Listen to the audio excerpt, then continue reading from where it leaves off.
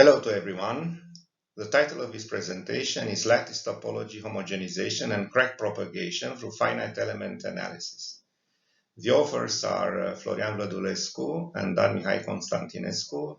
Myself, the first author, is a PhD student. He is working in a company which is doing finite element simulations, selling also the ANSYS software.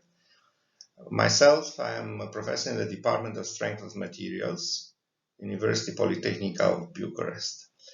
As an acknowledgement, the PhD student was supported for his work through the European Social Fund. So this is, of course, to be mentioned.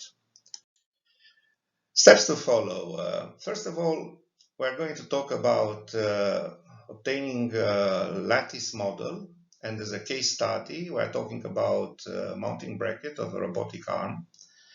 We follow two design approaches using ANSYS versions from 2019 and 2020. First stage is to optimize the orthotropic lattice material. So it is a problem of topology optimization using a variable cubic lattice density distribution in the geometric model. And secondly, we are going to homogenize this lattice optimization. A separate study is dedicated to the simulation of crack propagation using quite a new feature in ANSYS, separating morphing and adaptive remeshing technology. The acronym is SMART. And we considered two initial artificial cracks of 5 and 50 millimeters, which were considered along the axis symmetry and off-axis. The initial finite element model, as you see, the geometry is shown in the left side figure. There is, quite a big piece of structural component, so it is 320 times 230 millimeters size and 280 millimeters height, 50 millimeters thickness of the bracket. We used the solid 185 first order finite element type. We considered a size element of 8 millimeters. Performing a convergence study, we have found that this size is sufficient for such an analysis. The number of nodes and elements is listed, and on the right side you can see the initial model of this bracket, which is shown in a lateral view and in a section. Model analysis was done as to perform later on the optimization. We use the block-Lang-Zosch algorithm. This is an extraction method suitable for large symmetric eigenvalue problems. When frequencies, eigenvalues are close enough, it can extract easily these values. Boundary conditions are shown on the left side. We have rigid fixing in these holes of the bracket, and the whole bracket otherwise is free to move. After this initial finite element analysis, we got a fundamental frequency of 839 Hertz. Let's talk a little bit about lattice type topological optimization. So the main objective is to maximize the first natural frequency. Secondly, we want to reduce the mass, and as a criteria, we consider that the mass has to be at least 40% from the initial one. Region to be optimized is marked with blue color in the figure, so the fixing of the bracket, the red color here, is considered as out of the optimization volume. Cubic lattice cells, as shown in the figure, are having relative density in between 0.1 and 1. And the element size of the cubic lattice cell was finally considered as being 1 millimeter. Otherwise, numerical difficulties appear when running the analysis. After this topology optimization, we got a material distribution as shown in the figure on the left. Red color means relative density 1, going to blue color 0.1. And as you see in the transversal section and longitudinal section, the distribution of the relative density is as seen. Blue means small relative density, 0.1, and going to the red side, we have already higher relative densities. Results for the lattice model are shown in this figure. So we obtained, after optimization, a fundamental frequency of 1227 Hertz. Displacement, total deformation is shown in both figures, axonometric view and lateral view, close to 60 millimeters for this bracket. So the elastic constants for this relative density densities are shown in this table. So from 0.1 to 1, so 1 means solid material. We chose Young's modulus of 2 gigapascals and Poisson's ratio 0.3, going to a relative density to 0.1.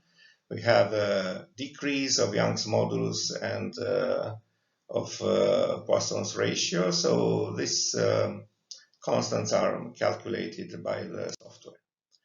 The results for the homogenized model, so this is the second step of the analysis, show that the first natural frequency is increased to 1366 Hertz from what we have obtained initially. 839 Hertz is a significant increase. And of course, on the other hand, the mass of the bracket was reduced to more than half, so from 45.5 kilograms initially to 21.4. On the other hand, the total deformation decreased a little bit from close to 60 millimeters to 50 millimeters after this homogenization. So homogenization by itself proves to be very effective in our analysis. The second important numerical simulation is dedicated to crack propagation using the smart feature analysis. We considered two initial cracks, one of 5 millimeters, so this means a tenth of the thickness, which is placed symmetrically in the middle here, and 30 degrees and 60 degrees inclined. So this is what we show on this slide is the symmetric crack, let's say. Two forces of 5,000 newtons are applied. We have to change the element. Smart works only with solid 187 element. And on the other side, I would like to mention that there is a possibility to study the distribution of the stress intensity factors along the crack front. So this means from the, let's say, section 1, which is on the back side of the specimen, towards 2, which is on the front side. This is to be shown later in more detail. So what you see here is the crack propagation of the symmetric crack on the axis of symmetry. So there is this short video here showing the propagation. Of course, there is a variation of the stress intensity factors. We're going to discuss a little bit about this. If we're talking about the 30 degrees off-axis crack and the 60 degrees off-axis crack, after propagation, of course, crack is changing direction. It goes along the axis of symmetry, following the principle of local symmetry. It rearranges quickly, changing initial angle when stable crack propagation is produced. What you see here as plots is the total deformation of the bracket. So for the second artificial crack, 50 millimeters, once again, on the axis, off axis 30 degrees and 60 degrees. Care should be taken about the system of axis which is considered along the crack front, and of course remeshing is done if initially a proper mesh is considered around the tip of the initial artificial crack. Once again, propagation is done with a change of direction for the off-axis cracks. For the 60 degrees, that is closer to the hole, you have a turning of the crack around the hole. In the bottom figures, it is shown again the propagation of the crack, and we're going to see what is the variation along the crack front from section 1 to section 2. During the crack propagation, it is possible to consider the so-called contours. So they are related, in fact, to the remeshing of the volume around the crack front, which is done. It is said that 4 to 6 contours are usually used. For us, it is not clear yet exactly how these contours are chosen. I mean, what is the particular position of the crack on each contour? Essentially, the variation of the stress intensity factor is shown along the crack front through the thickness of the bracket. So this thickness is 50 millimeters. So what you see here on the horizontal axis is the rectilinear crack front from 0 to close to 50 millimeters. So nodes remain the same during remeshing. So this means that different contours have the same node selected as to see what would be the variation of the K1 value. So here is shown K1 variation. Initial contour is depicted with red color. And then as crack propagates, there is some increase of the stress intensity factor. It is not clear what is going on in this area, close to, well, 38, 39 millimeters along the crack front.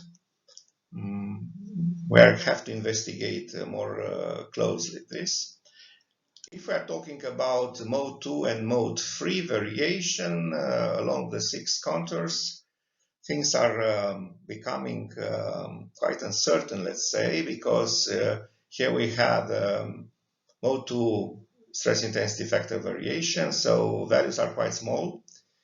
Of course, this is expected. During propagation, the crack should get rid of mode 2. This is again with the same color, green first contour and red the last one. It looks like there are some numerical errors produced during the simulation. So again, this is a problem to be seen in more detail later. Concerning K3, well, we should have 0, and it is practically almost everywhere 0 along the crack front, with the exception of the boundary layer, which is close to the outer surfaces of the bracket. So this means that here, in fact, the order of singularity changes, and these variations are, of course, practically speaking, not to be considered due to this closeness of the crack front to the outer surface of the bracket.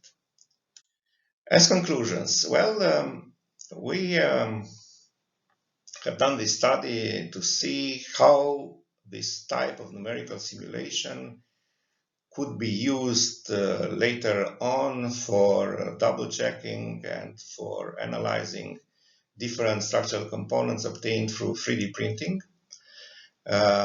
This, let's say, exercise looked for model analysis, which had as, let's say, objective the maximization of the fundamental frequency. And indeed, from 839 Hertz, we went after topological optimization to 1227, and then a little bit bigger after homogenization. Secondly, the mass of the bracket, and this is, of course, a success, let's say, mass was reduced from 45.5 kilograms to only 21.4. We have encountered serious numerical difficulties in trying to use some other types of cells as cross-diagonal, midpoint. Different element size were considered 0.11, 1.2. Different types of errors appeared, very strange ones. So here it is more work to be done. And finally, smart crack propagation procedure looks to be a good option. More details and analysis are needed to be considered concerning this evolution of the contours and how they are in fact chosen.